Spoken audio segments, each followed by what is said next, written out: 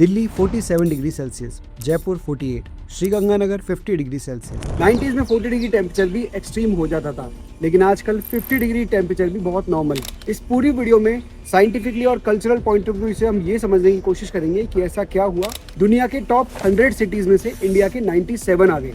सबसे पहले एक मिथ क्लियर करते हैं। इंडिया हमेशा से गर्म था, लेकिन आज जो हो रहा है वो सिर्फ गर्मी नहीं है, ये इंटेंसिटी, फ्रिक्वेंसी और ड्यूरेशन का एक कॉम्बिनेशन है। अगर यहाँ हम सिर्फ क्लाइमेट चेंज को ब्लेम करते हैं तो स्टोरी आधी रह जाती है। ज्योग्राफी का भी यहाँ बहुत बड़ा रोल है।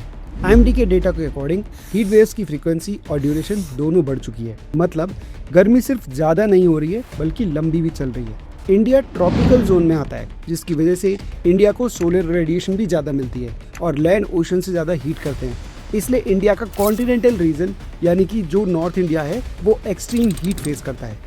इस मैप को आपको ये भी दिख रहा होगा कि हिमालय जो पहले इंडिया को सैकड़ों सालों से ठंडी हवा से प्रोटेक्ट करता था, आज वही हिमालय इंडो गैगेंटिक प्लेन में हीट को ट्रैप कर रहे हैं और एक तरह से ये रीजन नेचुरल हीट बेसिन जैसा बिहेव कर रहे हैं। लेकिन ये सब फैक्टर तो है नेचुरल, जिसपे हमारा कोई खास कंट्रोल नहीं और इनफैक्ट ये ज्यादा बड़ा रोल भी प्ले नहीं करते। लेकिन ऐसी दो इंपॉर्टेंट चीजें जिसने हमारी गर्मी को अनबियरेबल बना दिया, उसके बारे में डिस्कस करते हैं। एयर पॉल्यूशन एक और स्ट्रेंज रोल प्ले करता है। कुछ एरोजोल सनलाइट रिफ्लेक्ट करते हैं तो मतलब कूलिंग होती है, लेकिन ब्लैक कार्बन हीट एब्जॉर्ब करता है जिसकी वजह से गर्मी बढ़ती है। Result wise unpredictable region heating patterns. लेकिन सवाल आता है कि शहर गांव से ज्यादा गर्म क्यों है? इसका रीजन है UHI। सिंपल वर्ड्स में बोले तो UHI यानी अर्बन हीट आइलैंड का मतलब ये है कि शहर अपने आसपास के गांव और फॉरेस्ट एरिया से ज्यादा गर्म है। इसके 4 मेजर कारण हैं। सबसे पहला कारण कंक्रीट और पक्की सड़कें। शहरों में हर तरफ सीमेंट, कंक्रीट और बिटुमिन की सड़कें होती हैं। ये मटेरियल्स दिन भर सूरज की गर्मी को एब्जॉर्ब करते हैं। गांव में मिट्टी होती है जो ठंडी हो जाती है, पर शहर का कंक्रीट रात भर भी उस गर्मी को छोड़ता रहता है। सेकंड है पेड़ पौधों की कमी। ट्रीज नेचुरल एयर कंडीशनर का काम करते हैं, साथ ही इस टेक्निक के जरिए हवा में नमी छोड़ते हैं जो टेम्परेचर की कमी करता है। शहरों में पेड़ काटने की वजह से नेचुरल कूलिंग भी खत्म हो गई है। Urban canyons. बड़ी बड़ी बिल्डिंग्स एक मेजर एयर ब्लॉकर होती है। साथ ही ये बिल्डिंग्स गर्मी को बाहर निकलने के बजाय आपस में ही रिफ्लेक्ट करती है, जिससे हीट भी ट्रैप हो जाती है। और चौथा सबसे बड़ा कारण है वेस्ट हीट। हम जो AC चलाते हैं वो अंदर तो ठंडा करता है पर बाहर डबल हीट फेंकता है। इसके साथ ही कार के इंजन और फैक्ट्री के धुआं शहर की हवा को और गर्म करते हैं। हमें वेस्ट और मिनिमलिस्टिक डिजाइन को लेकर जो पागलपन है उसका भी इसमें बहुत बड़ा रोल है। आजकल के शहरों में ग्लास फैकेट्स यानी कांच की दीवारें वाली बिल्डिंग बनाई जाती है। Glass green house effect create करता है, यानी गर्मी अंदर तो आती है पर बाहर नहीं निकल पाती।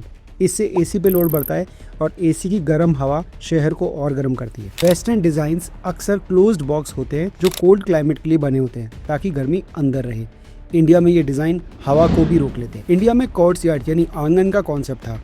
आंगन से स्टैक इफेक्ट होता है, यानी कि गर्म हवा ऊपर खुले आंगन से निकल जाती है और नीचे के कमरे ठंडे रहते हैं। साथ ही जाली जो होती थी वो हवा को स्पीड देती है, जिससे बिना फैन के भी ठंडक रहती है। तो फिर सवाल आता है कि सॉल्यूशन क्या है? दुनिया के कई देश जो इंडिया से भी ज्यादा गर्म हैं, वो अपनी डिजाइन चेंज कर रहे हैं। Reflective roofs, shaded streets, passive cooling पर एग्रेसिवली काम कर रहे हैं। हमें सबसे पहले वेस्टर्नाइजेशन को इमीडिएटली ड्रॉप करना होगा। हर चीज में वेस्ट का हर सॉल्यूशन कैपिटलिज्म से घुला हुआ होता है। पानी गंदा है तो RO लगा दो, गर्मी बढ़े तो AC चला दो, एयर पॉल्यूट है तो एयर प्योरीफायर से काम चला लो। ये सिम्टम्स बेस्ड इकोनॉमी से अलग होकर स्ट्रक्चरल चेंजेस रिक्वायर्ड है। इंडिया में सबसे पहले हीट एग्रेसिव मैपिंग रिक्वायर्ड है, जो ये आइडेंटिफाई करे कि सिटीज़ के कौन कौन से एरिया हैं जो जरूरत से ज़्यादा गर्म है।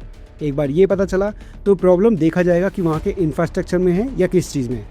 जैसे कि वहाँ के रूफ को वाइट रिफ्लेक्टिव पेंट लगाया जाए जो कि खुद सरफेस टेम्परेचर को 20 से 30 डिग्री कम करता है और इसकी वजह से इंडोर टेम्परेचर 2 से 5 डिग्री कम होता है। अहमदाबाद में ये ऑलरेडी ट्राइड एंड टेस्टेड है और इसकी वजह से लगभग 3000 घरों में ये चीज़ की जा चुकी है। सेकंड, हीट को रिड्यूस करने का फ्री सोल्यूशन, क्रॉस वेंटिलेशन और ओरिएंटेशन पे काम करना।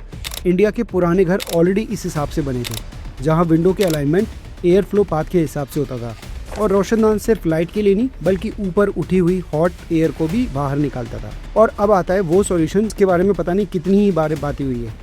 एक aggressive urban tree strategy required है और इस चीज को इमरजेंसी की तरह ट्रीट किया जाना चाहिए। अगर सही जगह ट्री कैनोपी की जाए तो इमीडिएटली 2 से 4 डिग्री सिटी कूलिंग होती है। एंड दुबई जैसे एक सेंट्रलाइज कूलिंग सिस्टम भी बनाया जा सकता है जो एफिशिएंट है और लेस हीट को रिजेक्ट करता है। पॉलिसी लेवल पर इंडिया में क्लाइमेट बेस्ड बिल्डिंग कोड को मैंडेटरी किया जा सकता है, जिसमें मैंने जो पहले सजेशन बताए उसको स्ट्रिक्टली इंप्लीमेंट करने की जरूरत है।